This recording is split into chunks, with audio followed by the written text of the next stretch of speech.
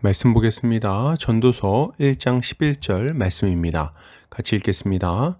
이전 세대들이 기억됨이 없으니 장래 세대도 그 후 세대들과 함께 기억됨이 없으리라. 아멘.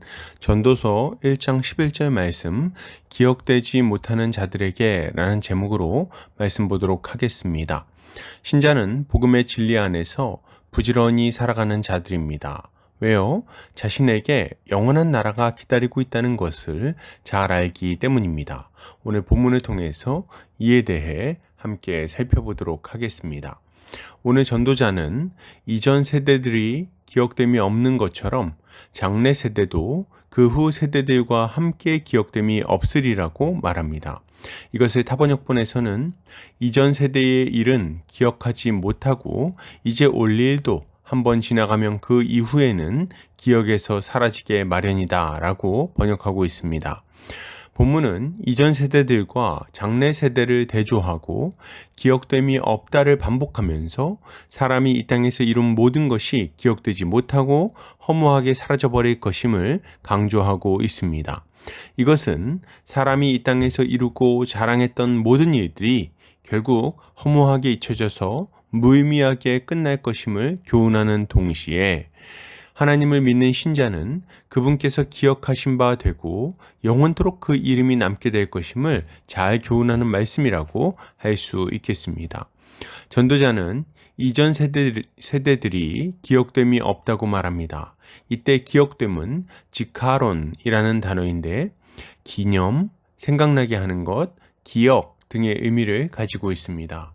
그러니까 이전 세대들이 기억되지 않았던 것처럼 이후의 세대들도 기억되지 못할 것이라고 이야기하고 있는 것입니다.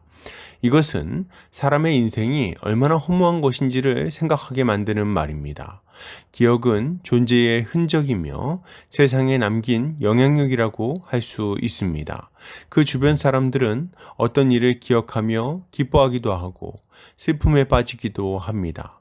그리고 그의 말과 행동을 기억하며 현재 자신의 모습을 바꾸는 계기로 삼기도 하죠. 사람이 죽은 후에도 그에 대한 기억은 여전히 남아서 영향을 끼치게 되는 것입니다. 그런데 문제는 뭡니까? 한 세대에 대한 기억이 완전히 사라져버리게 될 거라고 말한다는 점입니다. 이것은 몇몇 인물들에 대한 기억과 영향력이 사라지는 정도가 아니라 이전 세대가 행했던 모든 것들이 완전히 허무하게 사라져버릴 것임을 이야기하고 있는 것입니다. 세월은 참 야속하죠. 우리의 젊은 날이 사라지게 만듭니다. 자녀 세대는 부모 세대의 젊은 날을 기억하지 못합니다.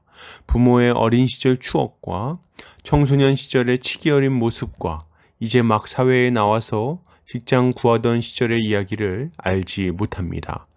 집으로 향해 가던 골목길의 향취와 그 시절 라디오에서 흘러나오던 노래도 알지 못합니다. 그저 단편적인 이야기만 몇 가지 기억할 뿐이죠. 자녀는 부모의 그 빛나는 시절을 기억하지를 못합니다. 기억은 바래지고 어느 순간 사라지죠.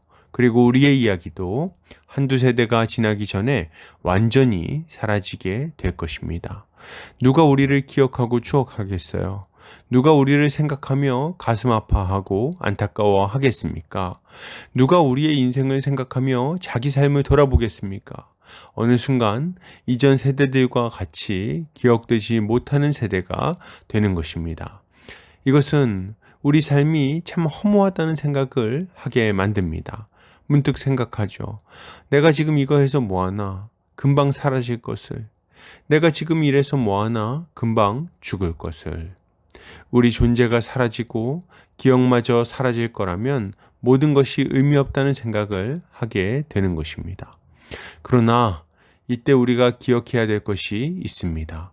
그것은 우리의 생이 다해서 흙으로 돌아가고 세상이 우리를 기억하지 못하는 날이 찾아온다 해도 여전히 우리를 기억할 분이 계시다는 것입니다.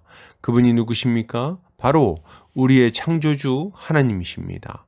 하나님은 만물을 창조하시고 그 이름을 부르시는 분이세요. 전 우주에 그의 손길이 닿지 않는 피조물이 어디 있겠습니까? 그의 은혜에서 벗어난 피조물이 있습니까? 단언컨대 주께서 이름을 부르심으로 우리는 존재하게 된 것입니다.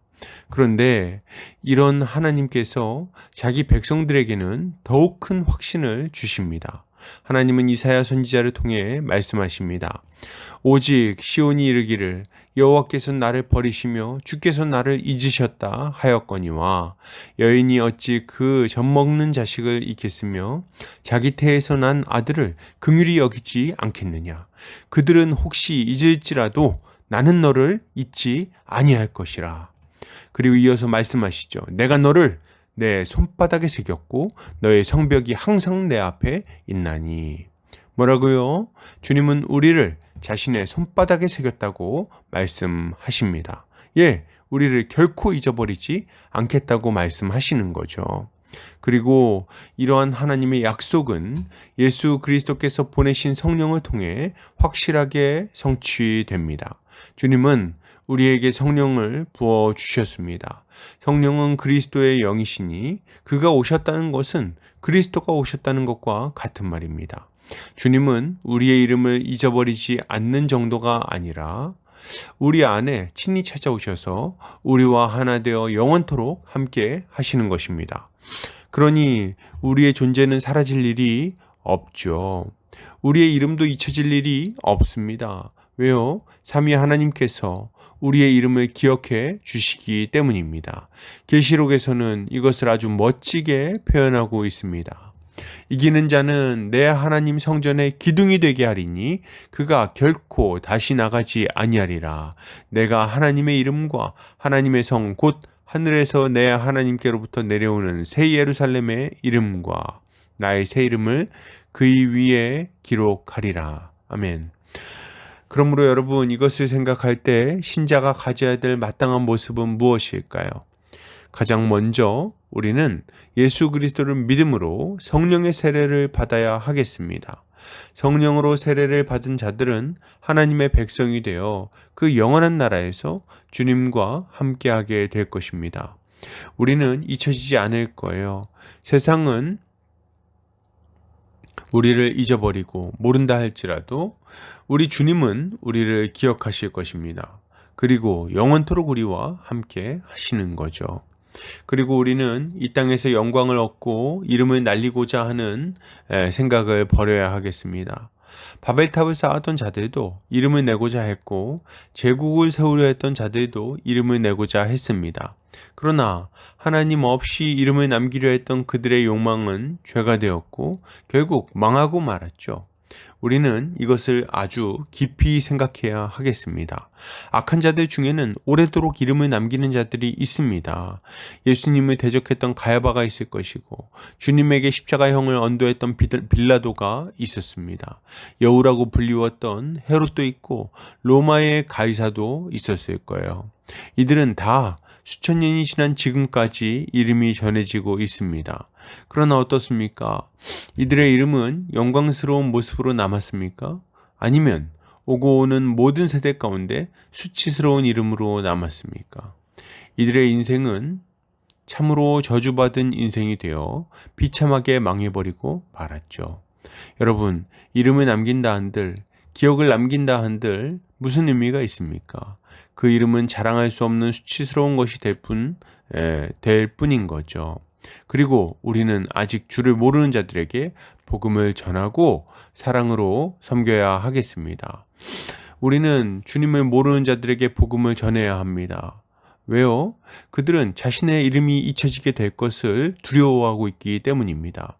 예, 자신의 인생이 끝날 것을 두려워하며 자신이 무의미한 자가 될 것이 두려워서 살아가고 있는 거죠. 우린 이런 자들에게 복음을 전함으로 그들의 이름이 영원토록 기억되도록 해야 하는 것입니다. 결론을 드립니다. 여러분, 예수를 믿읍시다. 그리고 예수 그리스도 안에 거하며 주님과 동행합시다. 이렇게 할 때 우리의 이름은 참으로 영원토록 기억되게 될 것입니다. 오늘도 주님의 지혜로 승리하는 성도님들 되시기를 주의 이름으로 축복합니다.